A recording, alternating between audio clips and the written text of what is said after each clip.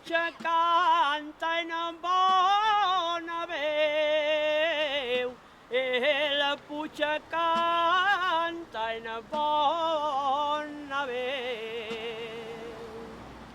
Cantarem en emoció a Matxa i a les seues creus.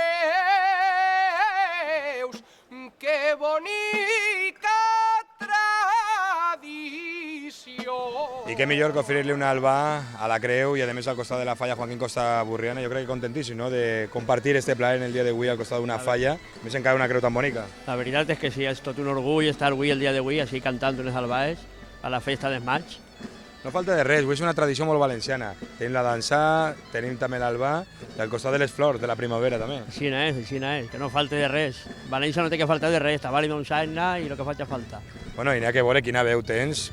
N'hi ha que la gent estava expectant, esperant, sobretot en aquests versos que feu, aquestes rimes, que se fica, no?, el pèl de punta a cadascun. Jo crec que lo important és el detall de que tinga un significat el que se canta i ficar-li sentiment, perquè no estem cantant sols a una tradició o a un acte, estem cantant-li a un sentit popular, i això és algo que denota la gent i fa esclatar la màgia que té l'art de cantar, així com ara mateixa que estan fent la dansà. I així al costat tenim a l'artista d'esta creu, Miguel, jo crec que contentíssim, ¿no?, perquè ha causat sensacions esta creu. La verdad que muchas, al ser la primera cruz, la primera de la falla, todo ha sido novedoso, pero ha creado bastantes emociones y yo creo que gusta a la gente. N'hi ha que dir que ell té la seva floristeria, però que també és de la comissió fallera i ha volgut pues, també ficar la seva part d'artista así en esta creu. El granito de arena con todos los de la comisión, porque también me han ayudado gente de la comisión y la verdad que estoy bastante contento con el resultado.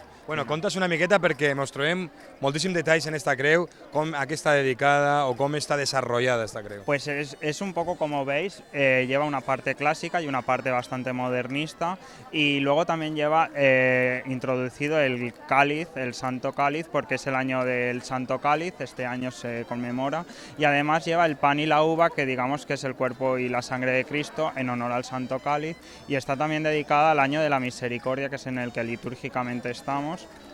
Y nada, eso es un poquito lo que es la cruz de esta. Ai, pues mira, jo li diré una cosa, jo tinc un balconet ahí en el carrer Avellanes i si li fa il·lusió que ho decore, què te pareix? Jo fa encantado, sí. Lluís Enguídanos, conegut per tot el món, artista faller, però a banda de tot ha fet també aquesta estructura que suporta totes les plantes per a fer este creu de maig i sobretot el Santo Cáliz, que és la part fonamental d'esta creu. Jo crec que orgullós, no?, com també component de la comissió, el poder pues, colaborar en esta primera creu de maig. Hombre, claro, siendo la primera de la historia que tiene la comisión, es todo un honor, la verdad, un orgullo que me hayan encargado a mí, aunque sea la estructura, y bueno, el Santo Cáliz, que este año es eso, el año de la misericordia. Y bueno, pues me lo ofrecieron y yo, claro, dije que encantado, ¿no? Ya que trabajo en un taller fallero y puedo utilizar el material y las herramientas para ello, dije, pues nada, adelante. Bueno, n'hi ha que dir que, a banda de tot això, pues, ha col·laborat moltíssim durant tot el matí, posant les flors i calmant l'estructura. Ell tenia por de que el vent se portara l'estructura, però ja no bufa el vent, la temperatura és extraordinària. Menos mal que se para el viento porque, claro, a mí me han dado una base de metal para hacer la estructura de la cruz y yo he tenido que añadir unas maderas para hacer, bueno, por lo menos una base un poco más ancha para que no se la llevara el viento, pero bueno.